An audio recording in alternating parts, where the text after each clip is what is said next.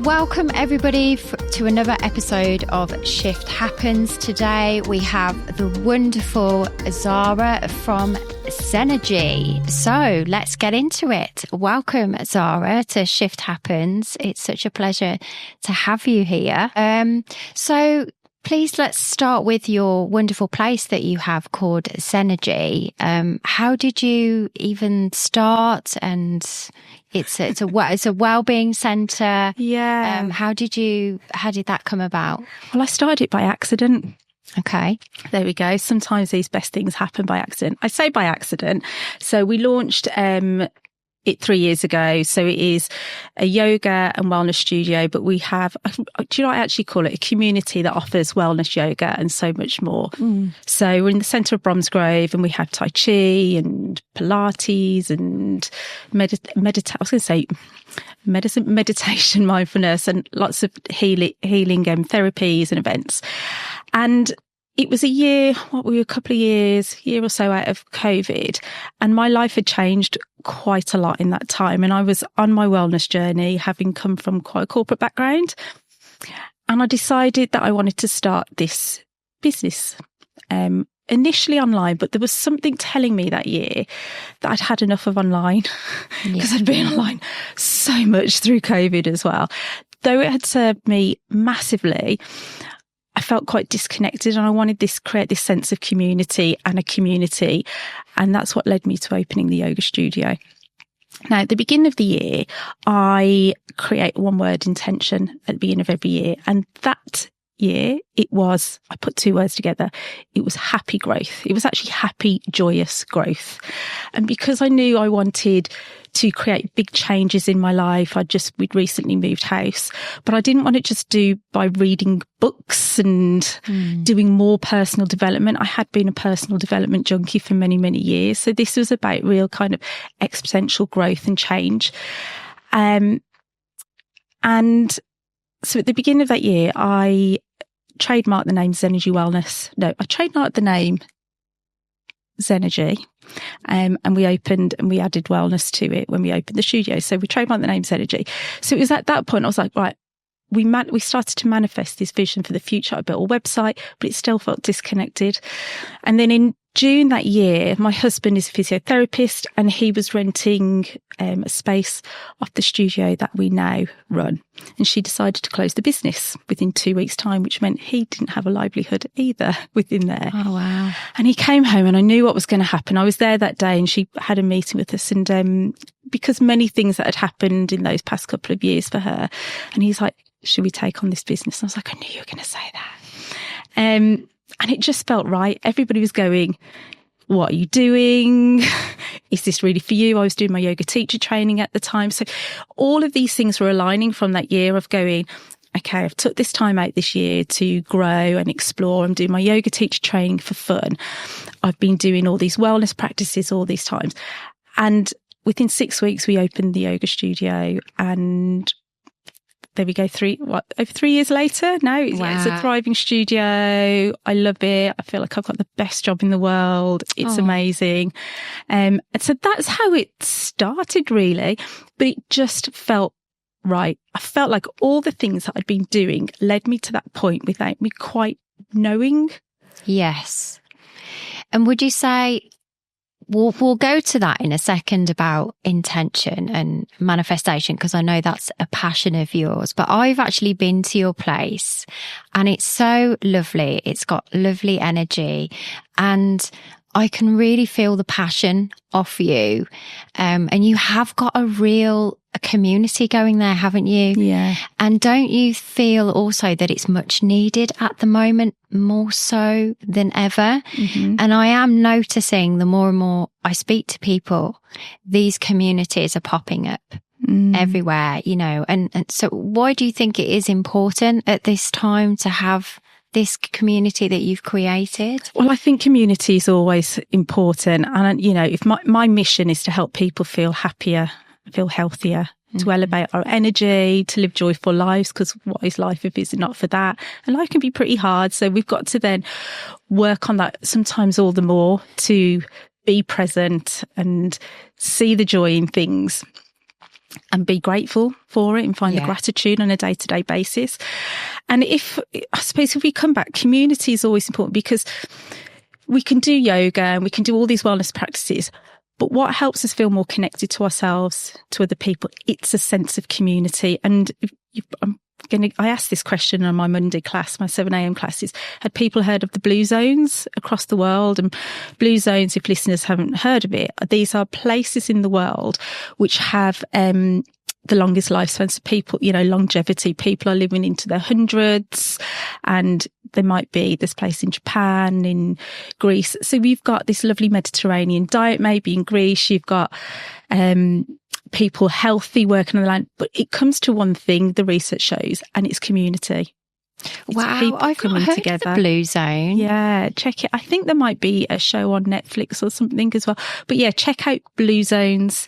And the fundamental thing is people living community connected, because we know that people will die younger if they are lonely, if they're on their own, if they're isolated.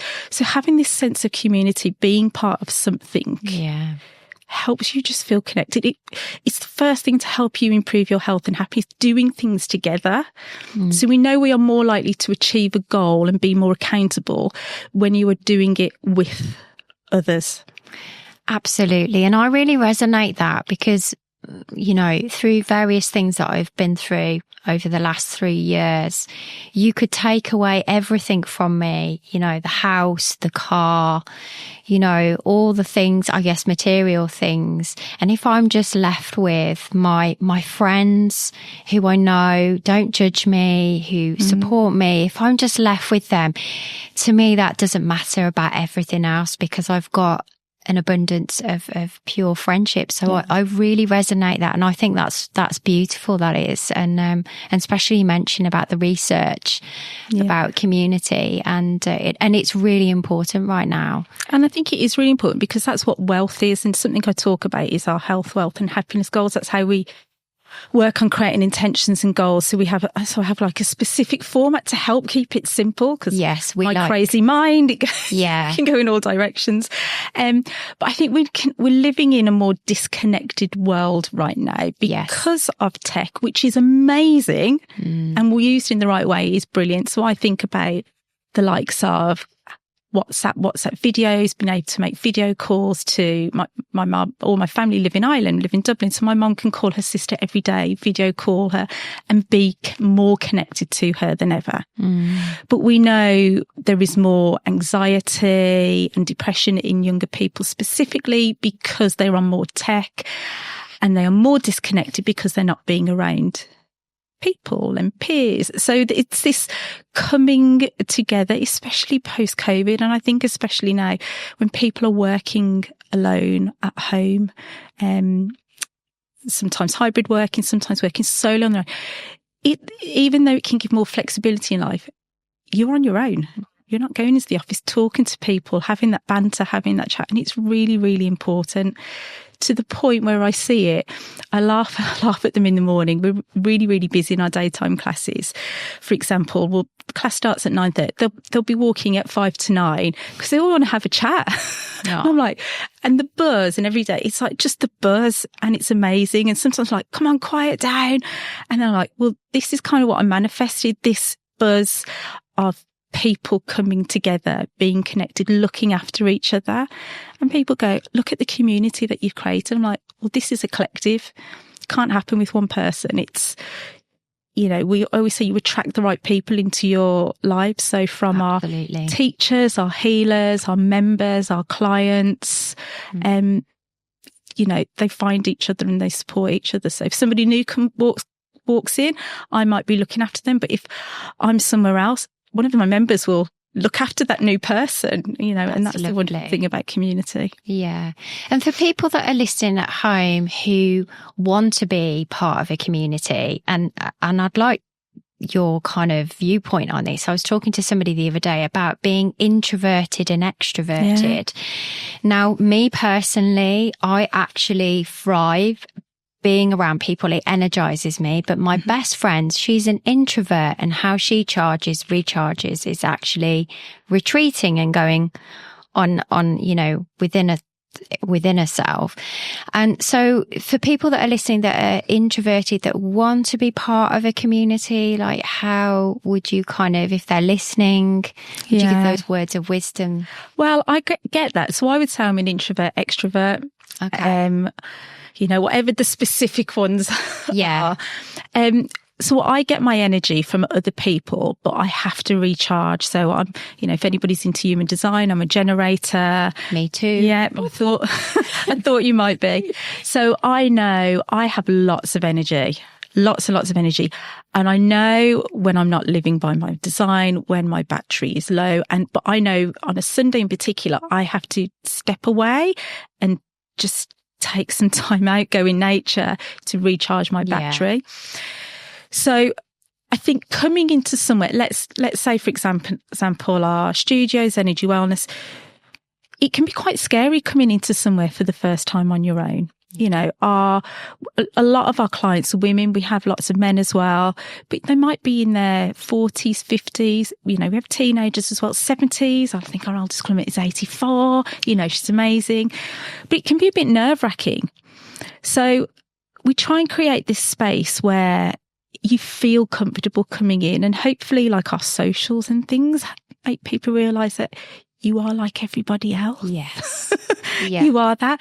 But if you want a space where you can get chatting to people, because people get to know each other, somebody will come and talk to you. But if you just want to have some time on your mat on your own and lie there, I'm like, just lie there, because people are all going through their different things. So we've got people in really good places, but we've got people coming in who are having really challenging times right now with children, parents with dementia, losing people, all of these things as well. So it's been really clear on what do you need? Yes. And it's walking through those doors or walking to community with that intention that you don't have to be like everybody else. Yes, absolutely. You can look after your own energy and think about what do you need from it. So in our Miracle Morning class at 7 a.m. or our mindfulness Miracle class. Morning. Called the Miracle. It's amazing. It's based from the book Hal Elrod, so people should check it out. It's changed my life a few years ago, and I think that led me to opening the studio. So it works on we can talk about that maybe in a bit. Yeah. So our 7 a.m. class is called the Miracle Monday Morning. The Miracle Monday Morning. Amazing, love that. And then I do a 10:45 class for some of our older clients who do not want to be getting up at that. And when I say older clients, we've got clients who are retired are like, I don't need to be getting up at 6 a.m. anymore. Yeah. I prefer to roll out of bed a little bit later. And they're really lovely community classes where we might discuss a topic. But if you just want to sit there and journal and meditate, you can. If you want to join in, you can. It is your practice. Oh, that's amazing. So it's like a free time that you can come in a supportive space. Well, it's structured. So we base it on something called the Savers: silence, affirmations, visualization, exercise, reading, scribing. Wow. So the guy who created this framework, Hal Elrod, he looked at what the most successful people did in the world, and they all said a different routine. Like one was like, I like going running. One was like, I meditate first thing. One's like, I journal, I visualize. You think about the sports, incredible sports players, visualization. And he put them together at a time which was very challenging for him. And his story, he's got two or three books out now, really, very good. So we put those together. So we start with some reading. So it's about personal development, growing your mind. We do some meditation. So I base it on a theme. So the past 2 weeks, we've been working on the theme of compassion and self-compassion. We work on affirmations because we're reprogramming those neural pathways. Yes. We have all got that self-critic. So if you are, and what's wonderful about this class, everybody thinks, well, most of us think, am I the only one talking like this to myself? Am I the only one who isn't very good, who can't do that? Why am I I can't go into this space because I'm too quiet. Who will talk to me? But those self-limiting beliefs. And by sharing them, you're like, oh, it's not just me. It helps empower you. It helps you know that you can. So we use affirmations. And again, if people aren't used to using affirmations, they're statements in the present tense of I am, I can, I do, I am becoming. I'm becoming my best version of myself. I can do this. Wow. Gratitude practice, because that is about elevating our vibrations. Absolutely, yes. And then we do an education topic. So, this week we're going deeper on the compassion side of things and talking about the different types of hormones that you might work through in your system, from like using things like yoga, meditation to enhance our oxytocin, our love hormone, our bonding hormone. So I'll run that theme. And then we do sun salutations, but it's moving your body. So it's about moving that energy. So it's starting your week in the most positive way. And I used to do this online in lockdown. We did it with a group of us for 365 days, 6 till 7 a.m. every day. Wow. You know what is it? I find really fascinating, because if you talk to really successful entrepreneurs, they always talk about the morning ritual. Mel Robbins talks about this. What do you think? And I saw Mel Robbins in Vegas a few years ago when she first wrote the 5-second rule. Oh, wow. Yeah. And it was with that group of girls I saw Mel Robbins with. We started doing our, miracle morning, 6 a.m. Oh, I see. Oh, okay. Because, my question is what is it about mornings? What about miracle evenings, miracle afternoon? Why do you think it's so impactful in the morning? Because you are setting your intention for the day. So I remember inviting a lady who came on, did it online, and, it works great online as well, but I knew I needed to bring it in person. I've said to my group, should we do it back online? And they're like, but we love it in person. So I might bring an online version out there again. Yeah. But the reason being is when you first wake up in the morning, somebody said this, they loved the fact that they were focusing on their world rather the rest of the world first thing. So often we pick up our phone, we wake up in the morning, and doom scroll. Pick up the phones, you doom scroll, you go on email, you're having a look at what's going on in other people's lives. So you already moving your focus away from yourself. So if you wake up first thing, and even if it's the first 5 minutes of your day, even if it's not an hour, the first 2 minutes, if you think about, how am I feeling? How do I want to feel today? What am I grateful for? What is my intention for today? How do I want to live today? You are starting with focus. You're prioritizing your well-being, because rather than focusing on what you've got to do, you're focusing on how you want to feel and how you want your energy to be. So you are motivated. And it's just the most incredible thing to do, because we can get so distracted by life. And I remember saying to somebody recently, and she's like, she was about 66 this lady. She said, I've never thought about that. I've just got up and just got on with my day. So you're not living present in a present way. So it's being more present. It's like a reset. Yeah. And I think I've used this analogy before, when you get out of bed and you stub your toe, and then the whole day just goes downhill from there. So I think, going back to what you just said, it is so important that you focus and tune your frequency, so then your day unfolds with purpose and intention, because you've set that day. So and you've set your day with more compassion. So when you're driving to work and you get stuck in traffic or somebody overtakes you, rather than going, what expletive? You can't swear, by the way. I was like, I don't know if I can swear. What a dick. You're going, okay, what's going on in his world, or what's going on her world? I'm so pleased that I'm in a much better place. I'm not going to let that energy affect me. So you're just becoming more aware. And I'm not saying it's not perfect. It doesn't mean that you're on this pedestal and you'll never have a grump or something. But throughout the day, you can check in. So, you asked about why isn't it miracle afternoon? It can be all of those things. But if you set it in the morning, and as you go to bed that night, you can do reflection. What's worked well today? What am I grateful for? Do you know what? I love that Miracle Morning Mondays. I think that is amazing. I feel like it should be a collective thing, like we all, everybody, honestly, God, everybody, if you were just to do it one day a week on a Monday, start your week with positivity. And every Monday morning, I will do like a 60-second little, this is what Miracle Monday is today on my Instagram. So people can follow it from home, and it might be the theme, it might be some affirmations, but it doesn't have to be a complicated thing. Wow. I can really feel your energy in terms of what you've created in the space that you have, and how everybody else is supportive, because that's your energy. That's the ripple effect, isn't it, really, of how, and I just think that's incredible. And it's like you said, the ripple effect. And this again is one of the things we've talked about in our Miracle Mornings, is you don't know what that impact is further on. Absolutely. So some people say to me, oh, I love watching your Miracle Mondays on Instagram. And I go, oh, thank you. That's really lovely. They might have never liked it or commented on it. I don't look at any of that, because that's not why I'm doing it. I'm like, if it can make a difference to one person, great. Absolutely. And if that one person, if it changes their lives and therefore changes their families, and that is what's happened.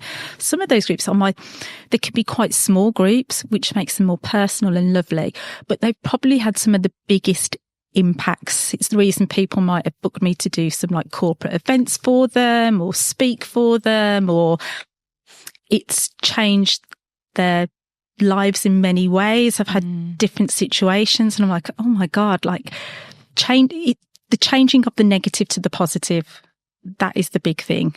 Absolutely, yeah. And that comes through, being connected. So one thing I've realised as well is, if you look at being present, is not letting your thoughts and other people's thoughts affect you. And one of the conclusions that I've come to, the more that you become aware of yourself, the more connected you are, like I know who I am and who I'm not. And once you kind of bring yourself in line, when you do have those thoughts come in, or thoughts about other people, because you've built that strength and that presence, it doesn't seem to affect you as much. No. Yeah. Does that make sense? Yeah, I totally agree, because you realise you don't have to be liked by you're not everybody's person. No. And you're not trying to be everybody's person. Like my yoga studio, IR studio, it's not for everybody. That is okay. Exactly. It will appeal to the right people. And all I want is people to feel happier and healthy, because it helps us all. So whether it's with us or doing something else, fantastic. And we're all on a different journey. But I love the quote as well. Somebody else's opinion of you is none of your business. Yes, I know that. Do you know, when I first heard that, I was like, what? No, of course it's my business. And it took me ages to really process that. And it's absolutely right. It really is. So and this is why learning to protect your own energy is really important. And I think as we get older, we care less. Yeah. What other thing? We were having this conversation in a coffee morning today. Yeah. About you do worry, but you don't worry as much, because you've kind of found your people, and your people might have changed as well. Yeah. Whereas when we've hosted, we've got one of our wonderful ladies coaches. She holds a confidence club, for girls, and they're from age 9 to teens. And the one thing all of those girls have said that worries them and brings them most anxiety is the opinions of other girls.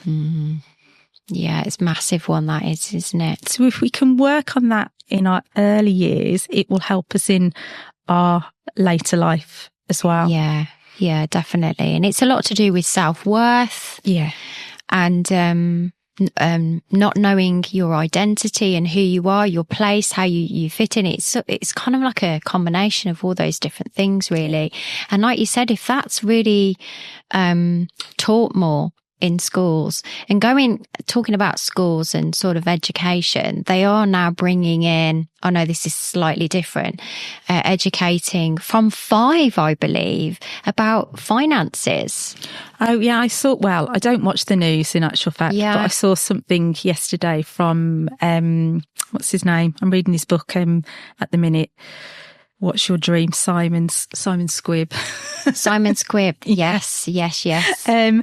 So it'll be interesting to see what that looks like, because I totally agree. We should be like financial. It's financial wellness, you know. Yeah. And I've been talking to one of our members. She has got a podcast actually. She was an executive head teacher, so she's doing consulting on this to help other head teachers beat burnout. So that's what her mission is, to help. But we were discussing how it's all great learning maths. How often do you actually use algebra now in your day-to-day life? But what you need to learn about is how do you use interest rates and mortgages and savings and debts and loans. So I'm really pleased they brought that in. It will be interesting to see what that looks like. It will be. And I'm kind of mentioning that because there's so many key things that I think that should be taught earlier on. You know, I think for me, I mean, I didn't know that you needed a credit card to increase your credit rating. I didn't know anything about that. Yeah. And I didn't know who I was. I really struggled with my identity and how to fit in. But I think if something at those times would have been taught about why I felt that way, or, you know, those key things. So let's hope that things are changing. And I think that's why these wonderful centres and communities, and this is really great, because the people that didn't have that, you know, they've got that there to kind of harness. Well, we didn't have anything like this when we were growing up. No. There's no such thing as a yoga or wellness studio. No, absolutely. And I think not. that's interesting if we talk about schools now. So the things that are going to be here in 30 years' time for our children to go to, or jobs that are created, they don't even exist now. So schools have to change for that, because I'm doing a job that didn't exist 30 years ago, which is quite a normal thing nowadays. Yeah. But it wasn't about in the UK, really. So the world is ever changing, and it's speeding up massively right now, which is causing stress and anxiety and, you know, the comparison overwhelm, all of that. So it's how we help ourselves and others go on that journey. Yeah. And slow down. Absolutely. We want people to slow down. So let's talk about what we mentioned earlier about the power of intention and manifestation, because I believe that's something you're really, really passionate about. Yeah. So how did that all start for you? I know you mentioned you use kind of elements of that for your journey with the centre. Yeah, I think for me, it's all comes from personal experience. You know, you're doing your research, but almost it comes back to using your own intuition and coming back into yourself, doesn't it? And so I host vision board workshops. So that's one of the ways. I mean, there's so many ways to do these things. So at the beginning of the year, on a macro level, the biggest thing for me is, as I mentioned, is setting your year with an intention. So rather than it being a New Year's resolution. Oh God, yeah. The buzzword. Yeah. Which we often forget. And by the end of January, and it's often something like, I'm going to lose weight. I mean, it's so old now. So you think about, and I get people really thinking about this, and it has been a game changer for hundreds of people who've done this with me now, is you think about, how do I want to feel? How am I going to live my life this year? What is going to influence every aspect of my life? So you start with the word. You can make up a word. I love some of them. Like one of my yoga teachers, she had wondrous expansion. I loved it. Yeah, wondrous loved it. Expansion. Yeah, and she changed her life quite a lot. She's also a singer, and she's moved, and all of these things have been happening. Should be a cocktail, by the way. I love it. So you think about this, and you can create your vision board from it. And again, lots of people who've done the vision board workshops with me. I've done them at the studio. I host a January vision board and yoga retreat. So we've got one this January. Okay. So my intention for that retreat, for example, is in the name. It's called the Joyous Yoga and Vision Board Retreat. Oh, wow. Because I want everybody to be filled with joy at this retreat. Especially that time of year as well, because we hit a bit of a slump, don't we? January. Not me. So, yeah. Oh, not you. No. But we do, to that point. So I was like, what's a great time to go on a retreat? We think May, June. So I've done them in September. I've been on retreats in June, May. Love them, by the way. So, and we will do more in the summer, but I love them that time. But January, for that reason, because we often think, I haven't got any money, the weather's rubbish, I've got nothing to look forward to. Well, it's an intention. So my eldest son's favourite month is January because his birthday's in January. So I go, well, why not put a retreat on? Start your year with something to look forward to. Start your year with intention and then mean as you go on. So if you start it with intention, the likelihood is you're going to have a better year. Even when things happen, because things happen that are out of our control. Yeah. But if we are more intentional about how to look after our energy and use our word, it will be easier. So I do that at the beginning of the year and we create a vision board. And a lot of our, this one I've done in January is purely for women. They've completed their vision boards by June. Like they've ticked it off. They've That's done it. Amazing. Yeah. So I'm like, right, we need to make them even bigger next year. I mean, and some of them, they've been to Bali this year. They've done one of them went on a holiday on their own. She'd never been away without a husband or a family before. So they're doing some fun things, but also a lot about their health, their wellness. And then I do them every season as well. So I'll have one on the winter solstice, for example. Autumn equinox, that kind of thing. And we set seasonal intentions. Then we do them on our Monday, on our Miracle Monday. I think you can do them every morning. So it's compounding. Yeah. So you take it and I start with and I'm doing it in a talk on the 20th for female entrepreneurs. And I'm going to take them through it as well about how do we stop, burnout from working really hard when you're starting a business. So I use a health, wealth and happiness format. I saw this at a success forum many years ago, and I noticed the common theme all of these very successful people were saying was all about their health, all about their wealth and their happiness. Now, I think your wealth combines the two of your health and your happiness. So it can be financial, but really it's about your personal growth. Yeah. It's about what's going on for you. So you set that simple. What's one goal that you can do for your health? What's one simple goal for your wealth? What's one simple goal for your happiness? And if you focus on that for 3 months, it becomes far simpler. So rather than having this massive to-do list, you can be more focused with your time. Doesn't mean you don't do all the other lovely things as well, but it just helps you, be more present. So for those that don't know what a vision board is, how would you explain what a vision board is? So vision board is when you create this idea about what do you want to create for, it could be for that year, 5 years, 10 years. So you put all of your biggest dreams and ideas onto it, your intentions. It generally has lots of pictures on it, but it can just be words. It doesn't matter what it looks like. It's not a mood board. It's not like I'm styling my house. Though we do lots of people like pretty ones. But the idea is that so we split it into your health, wealth and happiness. So you're thinking about, right, where do I want to maybe go on holiday? How do I want to spend time with my family? What do I want to do for my health? What are the goals that I'm looking to do? How do I want to feel? Yeah. And and often there's certain words that keep coming up. It might be, I want to feel more present. I want to relax more. I want to go and achieve this. Maybe you're building your career. Maybe it's I want to launch a podcast. Yeah. But without that idea, without that, it's kind of there. Yeah. I guess often people talk about with their friends, oh, I wish about this and I want to do this. And it's kind of there, but it's not intentional, is it? Because there's a difference. And it can be. And the lovely thing about these things, there's different foods of thought on this, is you can create your vision board and have it there to look at every single day. You can write them on your fridge, on your mirror, all of these things.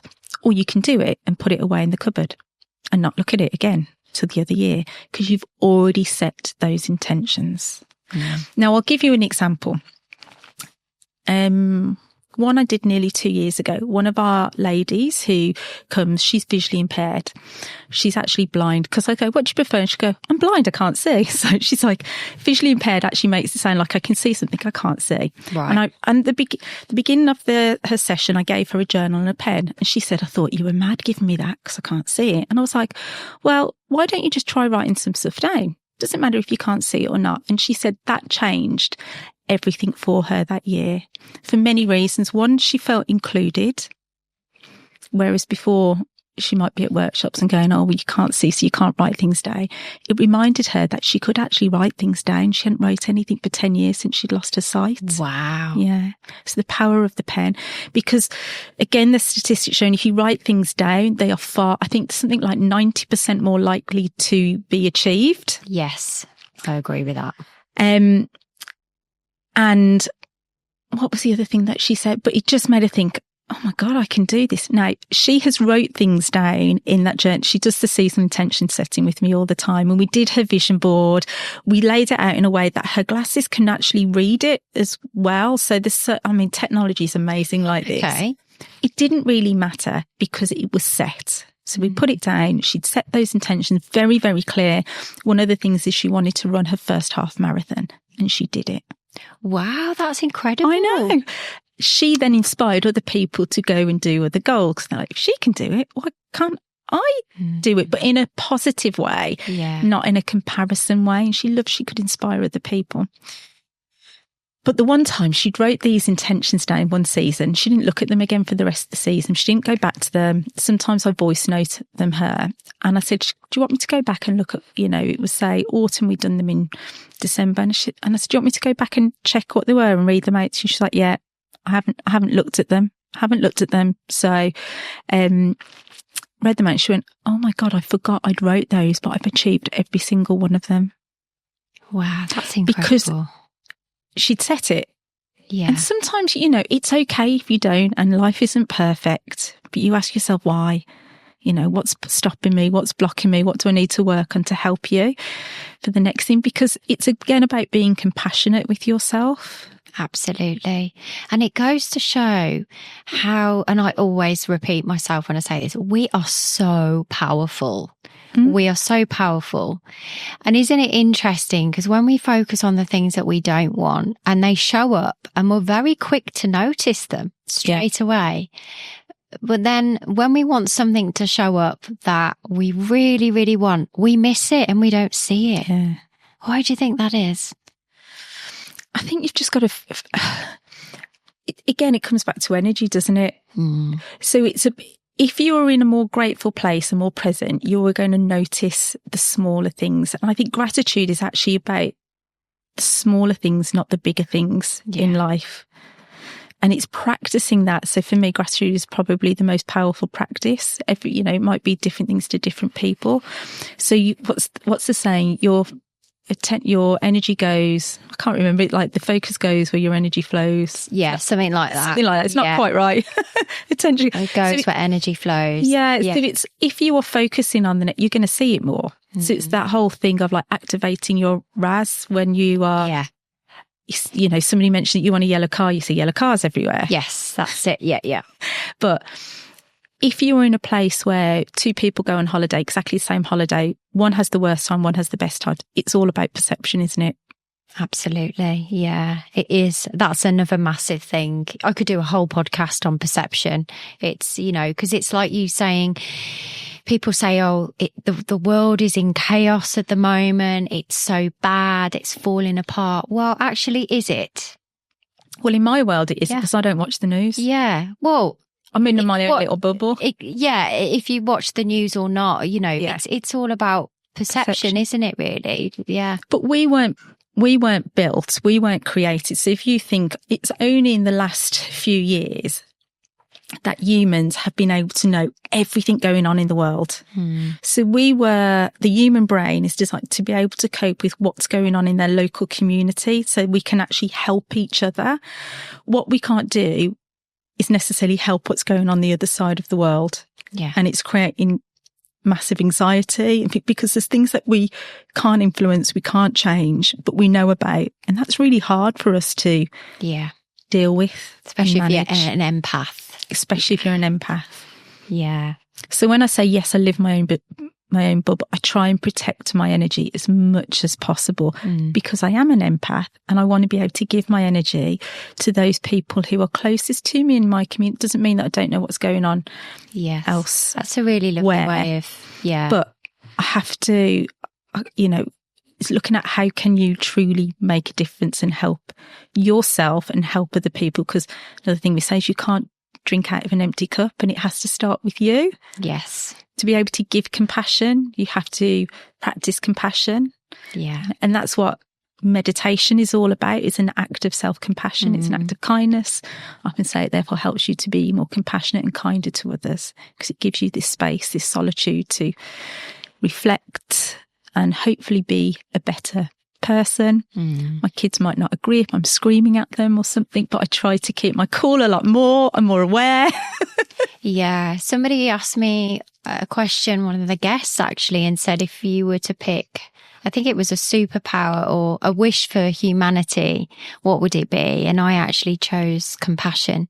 I think I said compassion and forgiveness, because I think it's really challenging for people to be compassionate. But it comes, if we're compassionate to those aspects of ourselves and we can heal that, then we're more likely to show that with other people. And compassion is such a powerful thing as well. And going back to gratitude, because I did read a study about gratitude and how it raises our frequency in our body massively.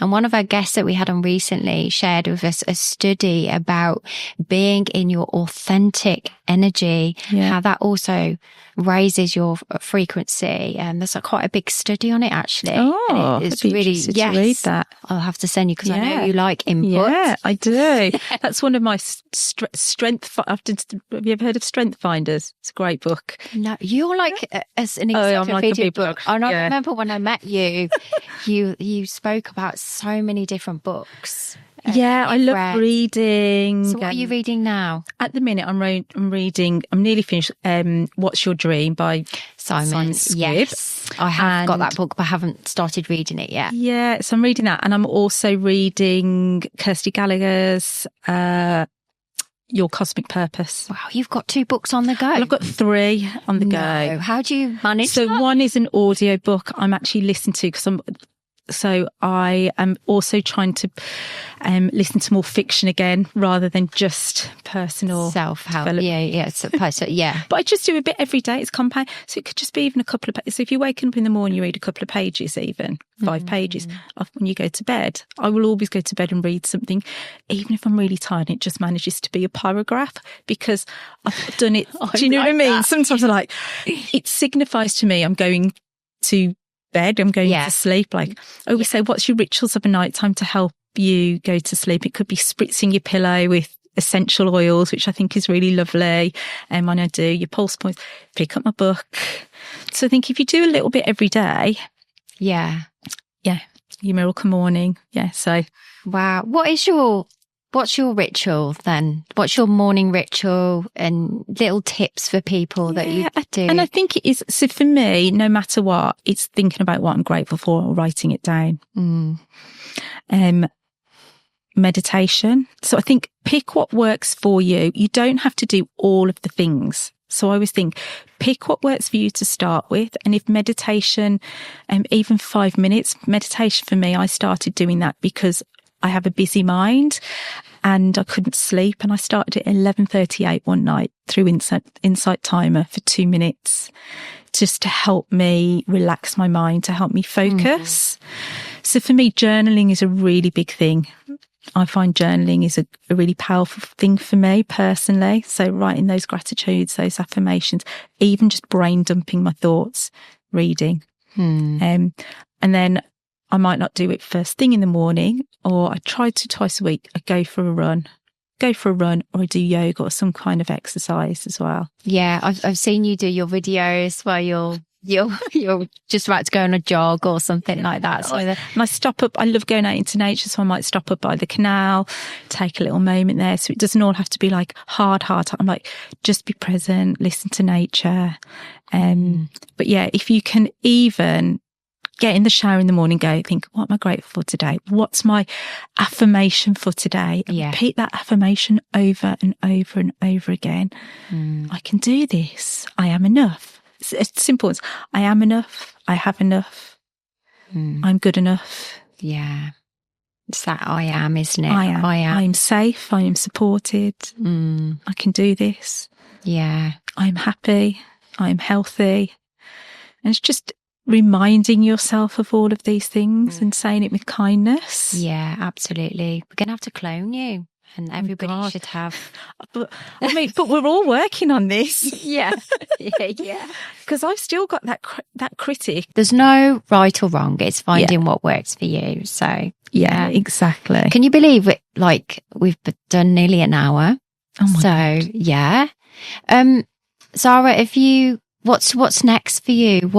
Obviously you've got this wonderful community at the centre. You know, you've got the lovely retreat.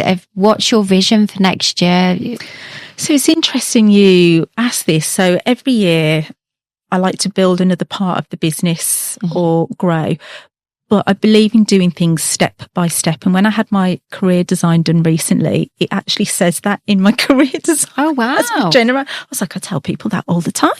Do things have big vision, but focus on the next step. Yeah.